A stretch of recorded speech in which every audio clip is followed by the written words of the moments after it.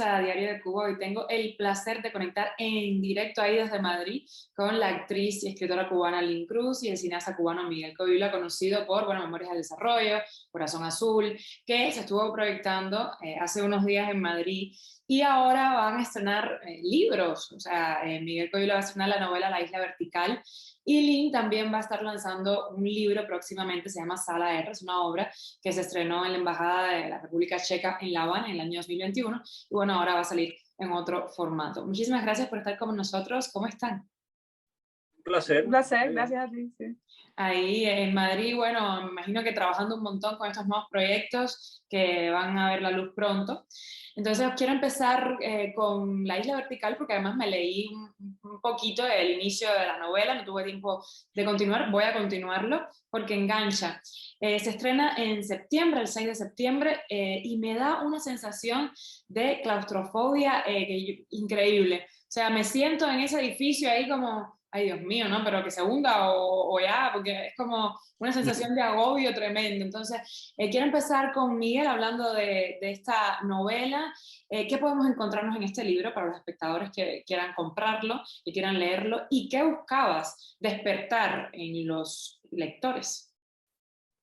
Bueno, esta es mi segunda novela y de alguna manera es una continuación de mi primera novela que se llama Mar Rojo, Mar Azul. O sea, esta novela sucede después de un cataclismo donde todo queda cubierto por el agua, excepto un rascacielos que queda cubierto hasta la mitad y parte de sus habitantes que quedan atrapados en este pedazo de concreto en el medio del océano.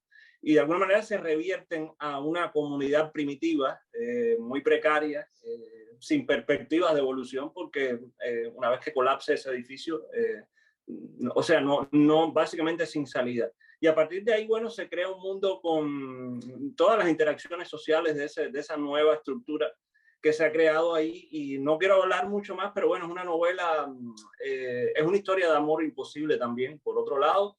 Y bueno, no quisiera adelantar mucho más de la novela, pero bueno, es no, eso, se ha presentado en ediciones de libro. La historia del libro también fue curiosa porque yo lo había escrito, la primera mitad lo había escrito en el año 2005, lo que después me enredé haciendo Memorias del Desarrollo, después Nadie, después Corazón Azul, y no fue hasta que terminé Corazón Azul que decido terminarlo ahora en el 2022. Y realmente fue muy bueno porque, bueno, primero Lynn me sugiere, mándalo al concurso de novelas de gaveta Frank Kafka, que el premio es publicar la obra, pero bueno, no ganó. Y entonces me acordé que Francis Sánchez me había dicho de Árbol Invertido que quería una columna, que yo participara en una columna, y entonces él me dijo, ellos tienen también una editorial, y entonces mándales la novela. Y bueno, realmente ha sido increíble. O sea, Francis en menos de un mes ha armado y maquetado el libro y bueno, va a estar listo ahora, que coincide con nuestra presencia en España, así que es ideal. Perfecto, qué bueno. Lynn, me quiero enfocar contigo porque tú eres actriz, hemos visto bueno, en varias películas, y ahora también te estrenas en escribir en el tema este de tu nuevo proyecto que se estrenó, como ya decíamos, en forma de obra en la Embajada de República Checa en el año 2021 y ahora toma forma de libro. ¿Cómo fue iniciarte en esto? ¿Qué nos podemos encontrar también en este libro? ¿Y dónde vamos a poder encontrarlos ambos, ¿no? Ya una vez que se presenten en septiembre. Bueno, en realidad es primera vez que me van a publicar una obra de teatro, porque si bien yo trabajo en teatro y escribo las propias obras del grupo, nunca había tenido la oportunidad de publicarlas así en formato libro, ¿no? Han sido pues puestas en escena y ya ha quedado ahí como texto teatral, no tenía ese formato. Pero bueno, yo mi primera novela se publicó en 2021, el año pasado, hace un año, en la editorial Hipermedia, y entonces ahora es como la editorial Hurón Azul se interesa en la obra porque habían también actores. O sea, yo trabajo el teatro que estoy haciendo desde el año 2017, es con actores naturales, pero porque como quedé fuera de las instituciones y encontré que la manera que podía hacer el teatro que quería no tenía que salirme de toda la estructura, vamos a decir, estatal, incluidos los actores profesionales, porque he tenido casi ninguno que ha querido trabajar conmigo. Y ahora, bueno, en esta última hora, Sala R, sí pude contar con 2 actores profesionales que son Rey Morales y Olivia San Román. Pero bueno, también tengo actores que han trabajado conmigo desde 2018, como Luis Trapa, que es artista visual, y él también forma parte del elenco de Sala R, Jorge Carpio, que es escritor, Evelyn Corbea, que es diseñadora y actriz también, y bueno, debutó como actriz en la obra de teatro, y luego ellos se reunieron porque coincidieron que estaban trabajando también en la editorial Roma Azul, que querían que la obra saliera, o sea, que querían producir el libro. Y bueno, fue una cosa realmente muy, fue fortuito y me sorprendió, ¿no? Porque realmente no me lo esperaba. Y ahora que coincidiera este tiempo así de Miguel con su novela, yo con el libro aquí en Madrid, ha sido bastante especial. Qué bueno. Qué bueno además que los dos estén juntos para vivir esos momentos que yo creo que son bastante especiales, ¿no? Ver ahí el resultado de tiempo de trabajo. Quiero preguntarles por la censura que han vivido también, ¿no? Porque los dos han sido censurados en Cuba, han vivido esto en primera persona. ¿Cómo los ha marcado como artistas? Y digo marcado de la forma positiva y negativa, porque por supuesto es negativo la censura, pero también aprendes de ello, me imagino, ¿no? Y sales más fortalecido, no sé. No sé, porque ahí son ustedes los que tendrán que hablar cómo la han vivido y cómo ha impactado en su obra esta censura. A mí me ha pasado siempre que yo de hecho empecé a vivir la censura incluso desde que estaba en la escuela de cine, pero no por razones políticas. O sea, yo siempre he sido un inadaptado en cualquier sistema, estructura social, porque por ejemplo en la escuela de cine a mí como me gustaba hacer la fotografía, la edición, me costaba mucho trabajo trabajar con un equipo y me gustaba hacer las cosas a mi manera, o sea, soy obsesivo en el encuadre, en seleccionar el cuadro exacto para el corte en una secuencia, y entonces siempre he tenido problemas y la única manera que he tenido para salir de eso es realmente tener el control absoluto de la obra, o sea, ser completamente independiente, no solo en el sentido de que lo financies de tu bolsillo, sino realmente utilizar eso como para hablar de temas que no puedas hablar dentro de un cine industrial, no solo en Cuba, sino en cualquier parte del mundo. Y entonces siempre me he movido fuera de las instituciones en ese sentido. La censura realmente, bueno, Memorias del Desarrollo ya habías tenido lo que yo llamo censura moderada, porque a pesar de que se puso en Cuba en el Festival de Cine de La Habana, se puso fuera de competencia, o sea, en una sección que se llamaba Panorama Latinoamericano, lo cual ya no implica tener que darle una rueda de prensa al director, porque no es la sección principal. Y bueno, luego fue censurada del Festival Latinoamericano de Beirut, donde la embajada cubana 3 días antes de que empezara el festival dijo que mi película no podía participar en una muestra de cine cubano en ese festival porque no estaba producida totalmente en Cuba. Y bueno, después también hubo un caso de una muestra de cine cubano que se iba a programar en Corea del Sur, que el crítico Gustavo Arcos la estaba curando y le dijeron que ni Memorias del Desarrollo ni Juan de los Muertos podía estar en esa muestra. Le dijeron en Relaciones Internacionales del ICAI y él renunció a la muestra. Creo que después otro crítico hizo la muestra e incluyó, o sea, aceptó la censura del ICAI y sacó las películas nuestras de ahí.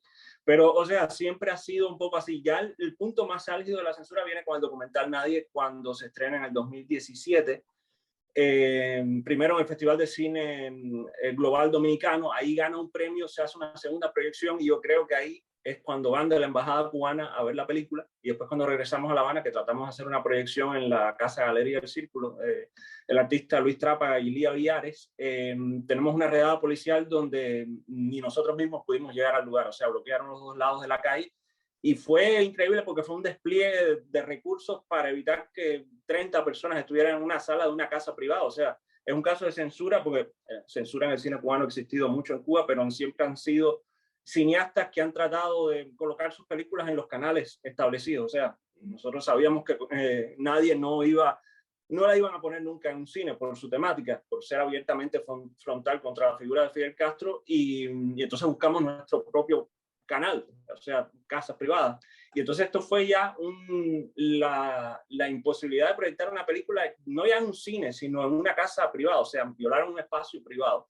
Y a partir de ese momento, muchos colegas se apartaron, o sea, nos quedamos, muchos actores de la película Corazón Azul también abandonaron el proyecto, y ese fue el parteaguas realmente, que en el caso de Lina ella puede hablar más de su caso, que fue un poquito distinto al mío también. No, yo en mi caso sí, hasta que comencé a trabajar con Miguel en 2000, o sea, perdón, en 2011 yo hago la primera obra de teatro independiente, que fue El Regreso, una versión del original La Indiana, de una autora catalana, Àngels Aymar, y fue mi primera, vamos a decir, la primera vez que me confronto, o sea, con todo este aparato burocrático del Consejo de las Artes Escénicas, y fue lo que en ese momento yo no entendía, porque para mí yo estaba haciendo simplemente teatro, pero como el presupuesto que yo tenía era de la embajada, o sea, de la ESI, de la Agencia de Colaboración Española, de la Embajada de España, para proyectos culturales, o sea, me había presentado con un amigo, Carlos García, antropólogo, que trabajaba en ese momento en Juan Marinelo, y como era un proyecto que no era por los canales establecidos, evidentemente fue lo que molestó a la antigua presidenta de las Artes Escénicas, pero ya te digo, no era una obra política en el sentido de que fuera como las demás obras del grupo, o sea que ya a partir de la censura de esa experiencia, que bueno que Miguel la haga cuenta, porque es como una historia recurrente en nuestras vidas, ¿no? Porque creo que fue un momento muy importante y que porque realmente ahí quedamos verdaderamente marginalizados. Hasta ese momento Miguel no pertenecía a nada, o sea, siempre estuvo fuera, pero tampoco, pero fuera, vamos a decir, de la institución. El gremio lo aceptaba, pero luego de nadie fue experimentar la soledad esa durante un tiempo bastante largo, porque no es hasta 2018 o 2019 que entra ya la internet a Cuba y ya empieza como a liberarse ya la mayor parte de los artistas, ¿no? No todos, ¿no? Porque hay gremios que son más complejos, como los músicos, por ejemplo, que es más difícil liberarse, pero bueno, los que sí podemos usar la tecnología para producir nuestras obras, sí tenemos ese espacio, vamos, esa zona gris donde podemos funcionar. Y lo que tú preguntabas de cuánto ha influido, yo creo que en mi caso sí, yo viví, o sea, como un proceso de, como al revés, ¿no? Es como pensar que la censura te llega no solo porque no es algo fortuito, es algo que ya está dentro de ti, o sea, como que hay como una necesidad de transgredir el límite, y en eso yo me sentí así desde que empecé a hacer teatro en La Habana, porque dicen que como funciona el teatro, funciona el país, y los grupos de teatro donde yo me desarrollé al principio, o sea, no, al principio, no en mis primeros grupos, porque eran más, vamos a decir, de directores jóvenes, que de alguna manera estaban en los márgenes, no totalmente, porque obviamente tenían, en el teatro es muy difícil no estar fuera de la institución, pero bueno, eran bastante, se respiraba más libertad. Pero luego pasé por otros grupos establecidos que sí tenían una estructura que era, o sea, que donde si tú expresabas alguna diferencia, te convertías en un disidente, o sea, el mismo proceso que vives en la sociedad lo vivías dentro del teatro. Y eso para mí fue como, porque para mí el teatro como es un espacio de libertad, o sea, en el escenario, una vez que ya salgo de la audiencia, ya para mí ese espacio es como para volar, ¿no? Como que para nadie me corte las alas, ¿no? Entonces decía, esto no puede ser, o sea, yo me siento aquí presa. Y bueno, ya en 2009 tengo una experiencia en Teatro Pixapil, que era un proyecto de teatro independiente que dirige Petra Lammers, y entonces allí como descubrí que había otra forma de hacer teatro, que no solo había que hacer teatro con ayuda o con fondos de las instituciones, ¿no? Y más o menos con esas ideas regresé a Cuba y es entonces en el año 11 en que puedo concretar la primera obra de Teatro Kairos, hoy LK, porque le sumamos el laboratorio, que es donde trabajamos con actores jóvenes, estudiantes de música, ha habido también estudiantes de actuación, estudiantes de cine, o sea que porque el taller, o sea, la metodología de trabajo del grupo, puesto que ya como te decía antes, trabaja con actores naturales, es en buscar a la persona, como que la persona se encuentre a sí misma en la escena. Y entonces es muy útil también para otras especialidades, según me han contado los estudiantes, porque les hace perder el miedo escénico, por ejemplo, de tener esas herramientas. Y bueno, así como haciendo un resumen así de lo que ha sido el grupo en 2017 es que ya, vamos a decir, con relación a las temáticas, porque la obra El Regreso no tenía ningún tipo de, vamos a decir, de confrontación con las autoridades, ni políticamente no era una obra, vamos a decir, crítica, sino que trataba más bien sobre la colonia, sobre la presencia catalana en La Habana de la segunda mitad del siglo XIX, ya con ese primer encuentro que tuve con la antigua presidenta del Consejo de Artes Escénicas, Gisela González, que rechaza el proyecto, pero rechaza el proyecto por la autonomía que tenía de recibir el fondo de la Embajada de España, fue quien financió el proyecto. Eso me quitó un poco, así como me dejó un poco rara, ¿no? Porque yo no entendía lo que estaba pasando y decía, ¿por qué esta mujer me maltrata, no? Y entonces a 2 años, cuando ya ya de la institución pasamos a un tipo de, no solo de censura, sino represión policial, o sea, tener una redada policial en 2 esquinas para impedir que se pusiera nadie en una casa, en la casa de Galería del Círculo que dirige Luis Trapa, que hoy es actor del grupo, ¿no? De ahí salió nuestra relación, vamos a decir, de trabajo y colaboración en teatro. Yo, como no, fue demasiado para mí, o sea, eso cambió mi vida y cambió también mi manera de, las temáticas que abordo en el grupo. O sea, empezaron por ahí, ¿no? Empezaron luego de Los Enemigos del Pueblo, que se hizo en 2017, que hablando de Los Enemigos del Pueblo, estamos ahora haciendo una secuela de esa obra, que se llama Los Enemigos del Pueblo, Informe Postmortem, que vamos a llevar a Documenta 15 con Instar. Vamos a estrenar, o sea, a presentar la obra allí, y estamos en esos ensayos también ahora. Estamos así como todo se une, ¿no? De pronto se nos han reunido los libros, las obras, los documentos. Pero tú preguntabas que cómo eso te afectaba, si te hacía más fuerte o no la censura. Sí, o también la forma de crear, como lo decía Lynn, que empezó a tratar como temas diferentes, ¿no?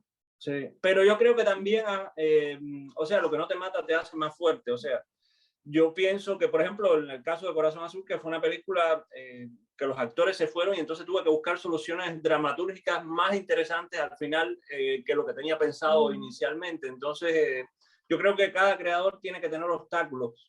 A veces quizás algunos no aguantan la presión de obstáculos tan fuertes, pero a la larga, si eres paciente y perseveras, puedes sacar una obra mucho más interesante que lo que tenías pensado originalmente. Sí. Sí, no, y es que es muy difícil, vamos a decir, tener una libertad creativa en el mundo de hoy, no solamente en Cuba. Cuba tiene otras características porque en Cuba vamos a decir que la marca, la define la política.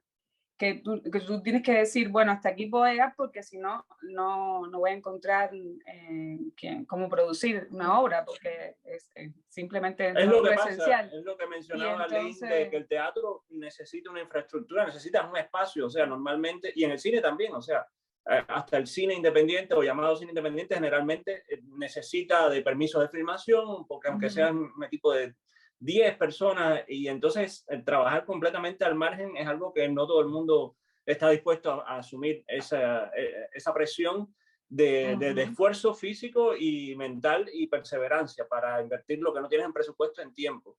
Entonces, sí, tener la independencia total es un lujo muy grande, realmente. De poder trabajar y hacer la obra que quieres, pero también nos hemos dado cuenta con las películas, por ejemplo, para mí ha sido muy revelador poder ver qué ha pasado cuando haces un cine político, que es un cine político que tampoco encaja en los, vamos a decir, en los estándares del cine político que se espera de Latinoamérica, porque ya es como, uno se convierte como en una etiqueta, ¿no? Por eso a mí no me gusta que nos etiqueten, porque muchas veces como que te dicen, no, tú eres el raro, pero eso también es una forma en que de aislarte. Porque no, o sea, yo no es eso, o sea, yo estoy haciendo lo que siento, no es lo que tengo deseos de expresar, no es que yo, si me pones en ese lugar, entonces me estás separando de todos los lugares posibles, ¿no?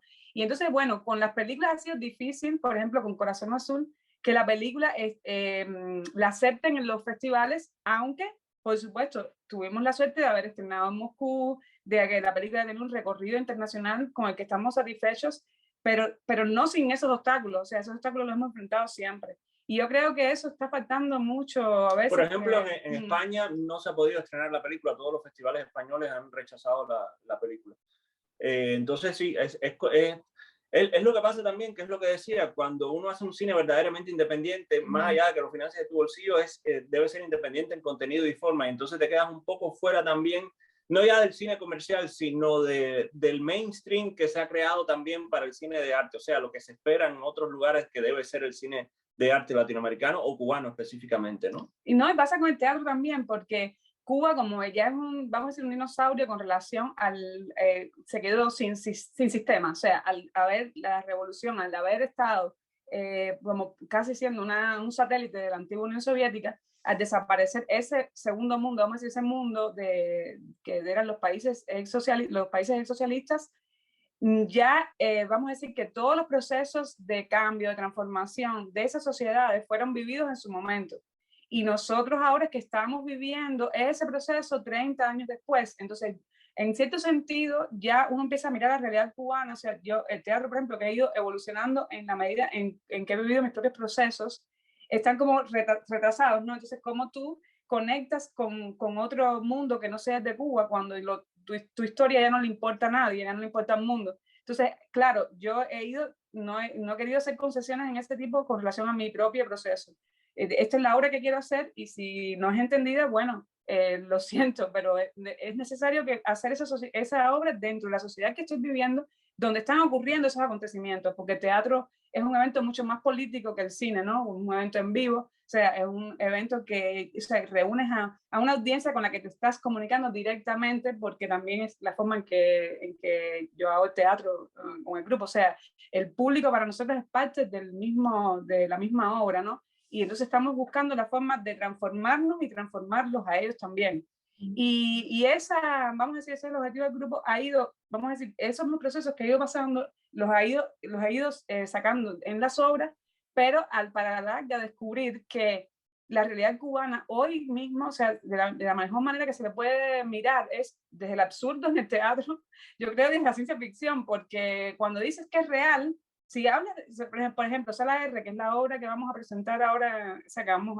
a presentar en formato libro, que es por que estamos aquí, ¿no? Que nos invitaste, ¿sabes? Porque en mi caso, que me invitaste a la entrevista, en Sala R ya es darme cuenta de que si yo digo, esto que estoy haciendo es realista, o sea, en el mundo entero piensan que es absurdo, que es un disparate. Entonces, digo que es absurdo, fantástico, entonces ya las personas entran como si fuera una fantasía, pero esa fantasía tristemente es nuestra realidad y es frustrante, ¿no? Pero bueno, es la única manera que he encontrado de comunicarme con un público que no sea cubano.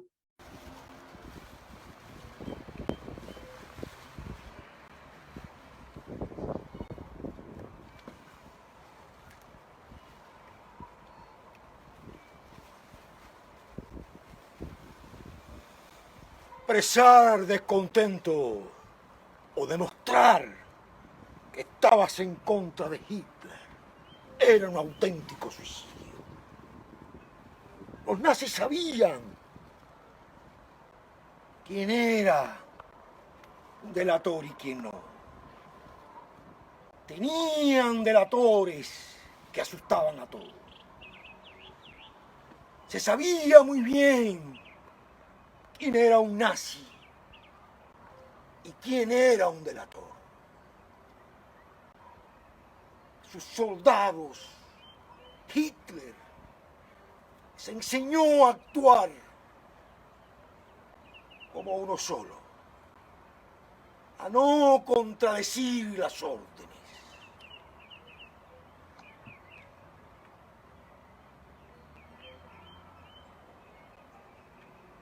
La forma en que demostró el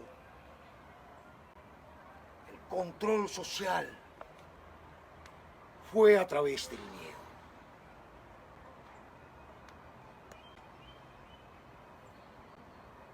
Eso sucedió en las democracias.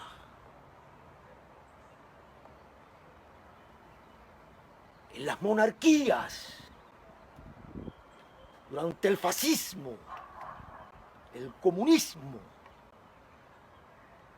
Pero también puede suceder en esta democracia. Que la realidad supera la ficción en nuestro caso. Vamos muchos años atrás, ¿no? En muchos sentidos.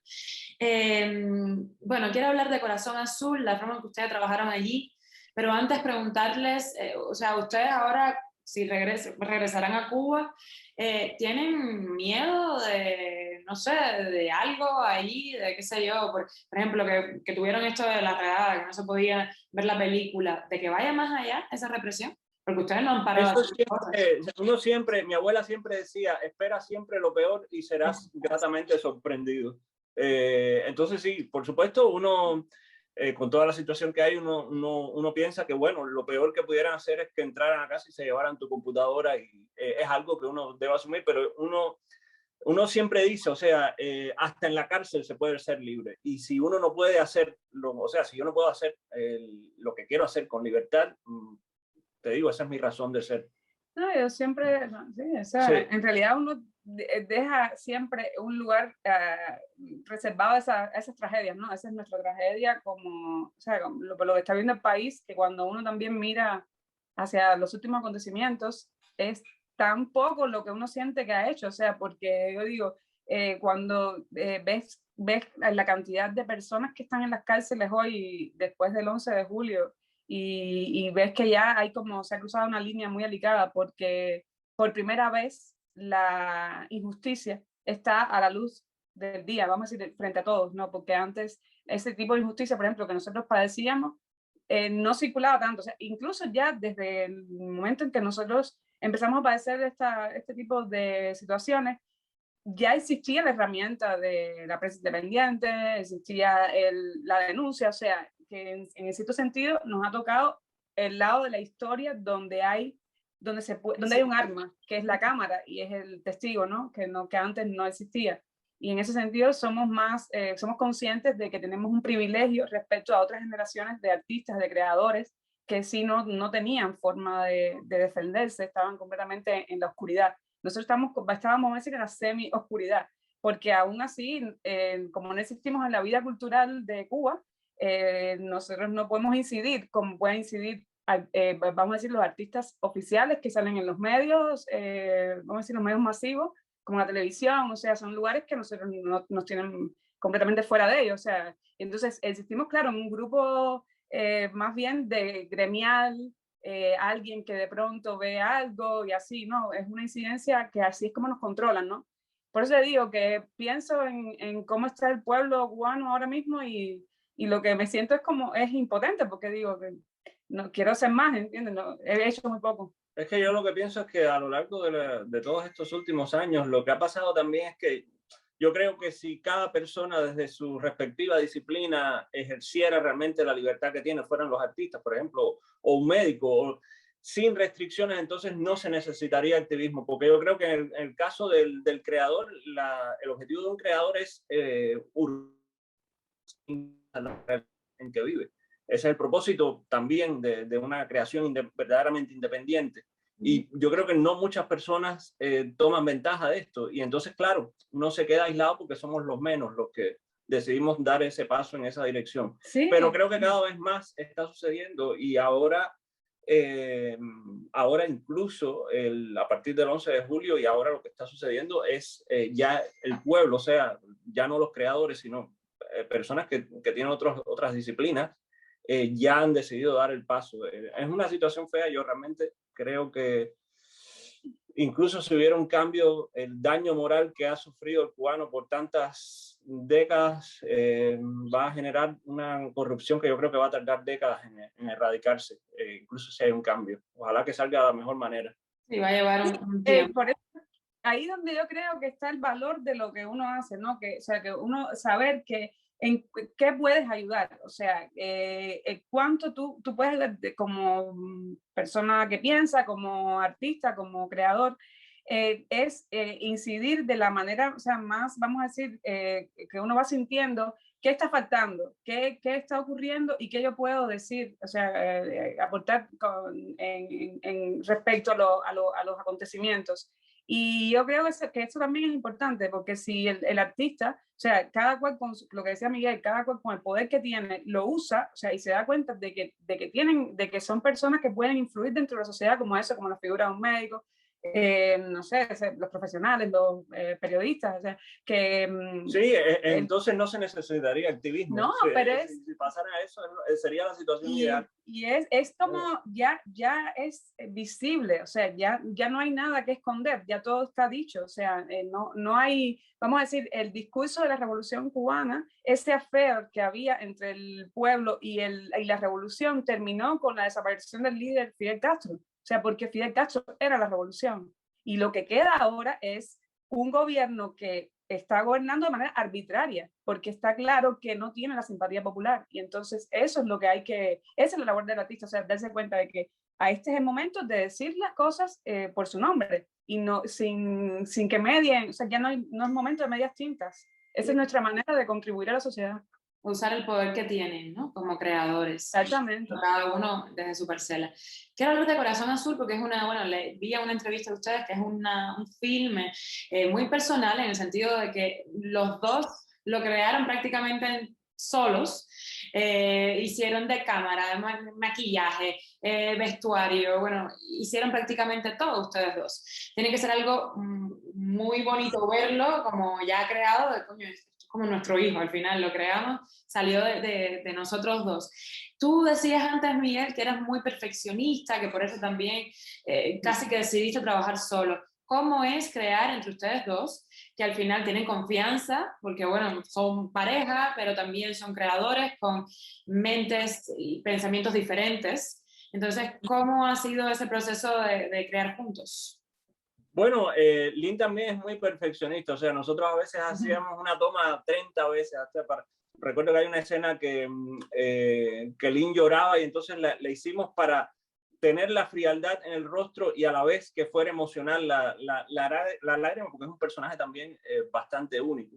Y, o sea, como éramos nosotros dos y el tiempo es infinito, en muchas de las escenas estábamos, a veces yo estaba actuando también, había que poner la cámara y nos poníamos delante de la cámara y actuábamos y después revisábamos y entonces es un proceso larguísimo, pero donde tienes la misma libertad que el escritor, en el sentido de que se te ocurre una idea y la vas a filmar, porque gran parte del presupuesto en una película se va precisamente a todo el personal que pueden ser hasta 50 personas, pero hasta en el cine independiente como mínimo 7, 10 personas. Y en este caso es más extremo aún porque son solo 2 personas. No quiere decir que en algunas escenas teníamos algunos amigos que nos ayudaban un día u otro, pero a un amigo no se le puede exigir la misma disciplina que te exiges a ti mismo si no estás pagando.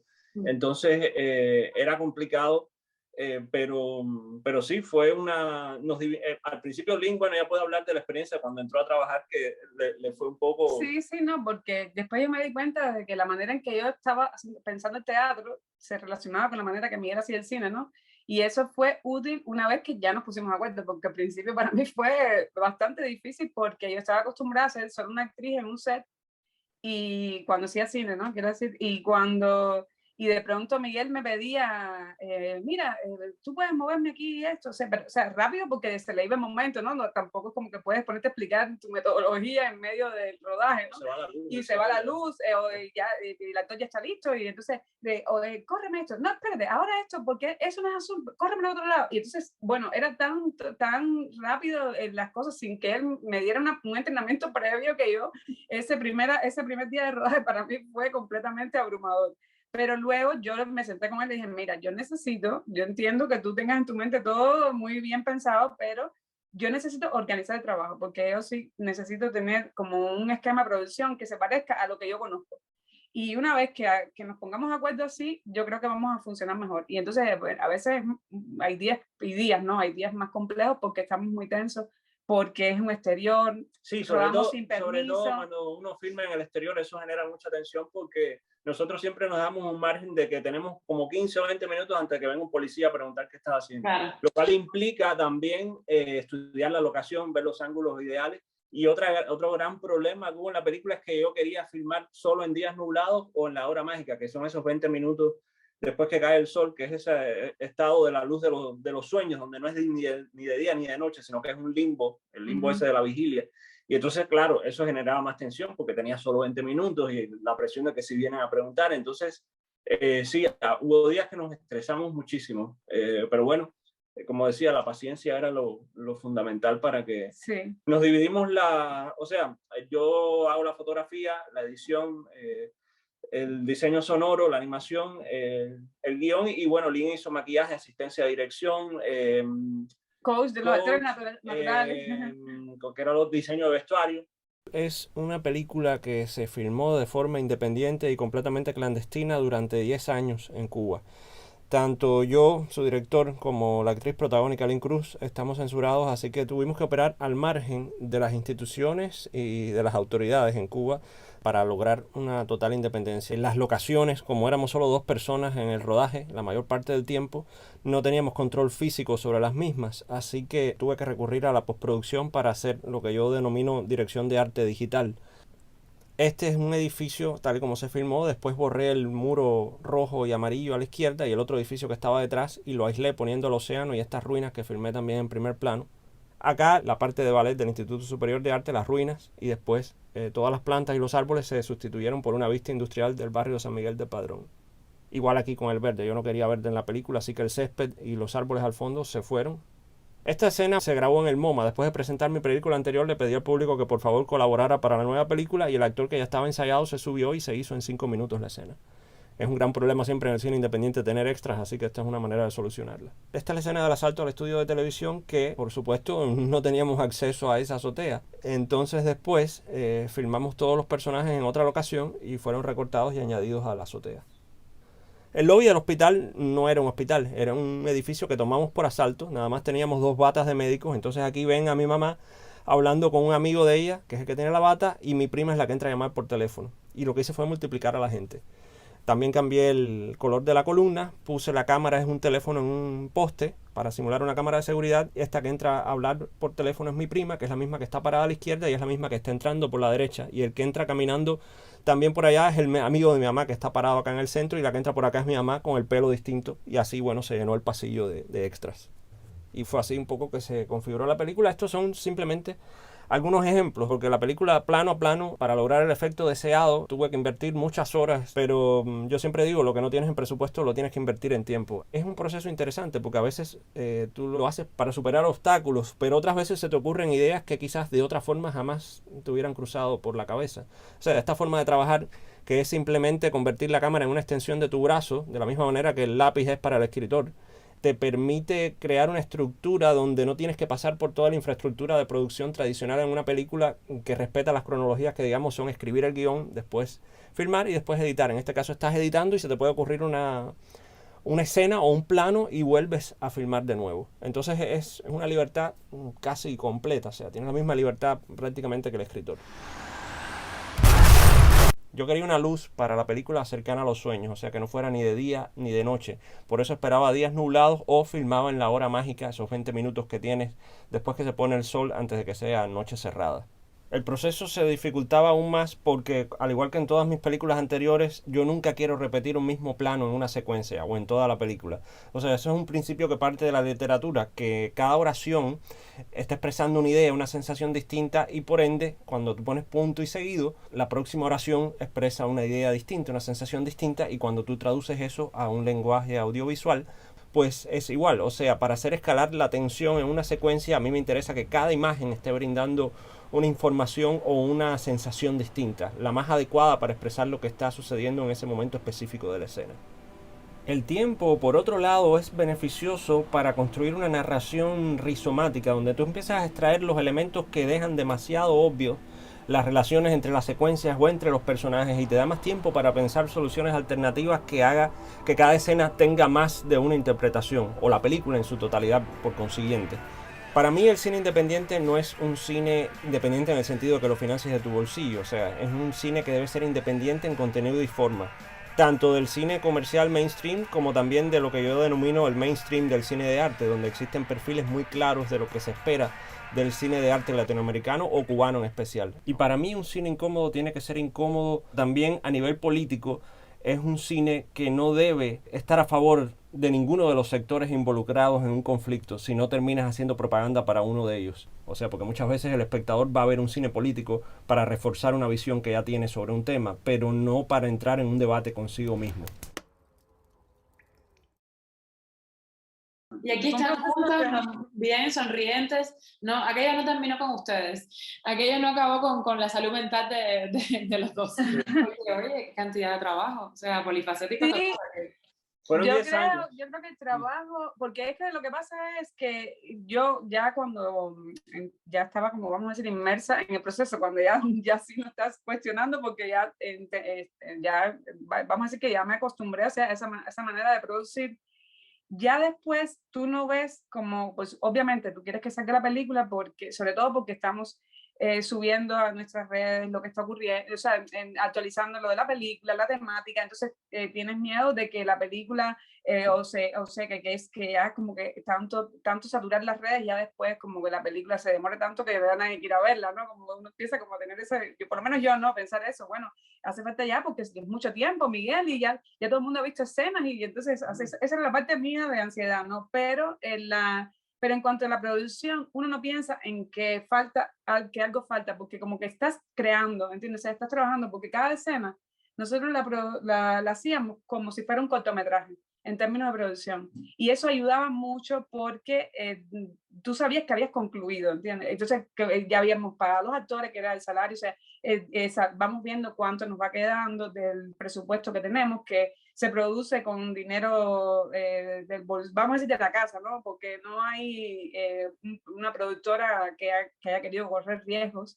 Ha habido personas, individuos, siempre que nos ayudan, nos hacen una donación, pero nunca ha sido una institución. O sea, ha sido de poquito en poquito, y creo que lo importante también es nunca mirar la montaña, porque si no, no llegas a la cima. Claro. Y vamos, ¿qué es lo que viene después? Y hacemos esta cenita y así. Y como Miguel va editando, eso también te ayuda a ver que vas avanzando. Claro, y entonces, y durante el proceso de edición también él reescribe el guión, porque va viendo, por ejemplo, que de pronto algo que él pensaba que iba unido, él lo empieza a separar y decir, aquí en este pedazo, por ejemplo, yo necesito algo más. Eso es como una manera, él va escribiendo el guión de manera tradicional y luego en la sala de edición, también, que es una ventaja también. También lo que pasa es que como la película tiene una estructura abierta donde hay mezcla de ficción, de falsos documentales, noticieros, segmentos de películas de animación, a veces se iba un actor y uno decía, bueno, ¿cómo logro decir esto a través de otro personaje o a través de un canal de televisión? Y entonces empiezas a crear una estructura rizomática donde vas conectando y creando un mosaico que ya no es tanto de los personajes, sino también del mundo que rodea a esos personajes. Y se te ocurren muchas ideas que en papel quizás nunca te hubieran cruzado por la cabeza. Claro, ibas creando a medida que también ibas viendo los resultados. Ya para terminar, quiero que me repitan dónde podemos encontrar los libros ya una vez estén publicados, que van a estar muy pronto, primeros días de septiembre. Entonces, ¿dónde los podemos encontrar? Bueno, La Isla Vertical va a estar en ediciones de Slinde. Creo que se puede comprar en formato físico y digital desde el sitio de ellos, pero también va a salir en Amazon el 6 de septiembre. Y bueno, Corazón Azul se seguirá poniendo en festivales. El próximo es en Marruecos, en Nador. Después hay otro en Baja California. Y Marsella, Festival de Cine Español en Marsella, en Francia. Son los 3 próximos festivales que vienen. Y bueno, sí, no, Sala R va el lanzamiento, sí, vamos a decir, la presentación del libro va a ocurrir en la librería La Fabulosa el próximo 7 de septiembre a las 6:30 p.m., hora de Europa, ¿no? De España. También, va a haber sorpresas porque vamos a estar varias personas del elenco, no voy a estar solamente yo. Y me imagino que, bueno, que se puede encontrar en el sitio de la... Eso no lo he precisado realmente, disculpa, no tengo esa información, sí, con el editor, con el sitio de la editorial León Azul. Y bueno, en nuestras páginas también de Facebook, de Instagram, nosotros ponemos la información.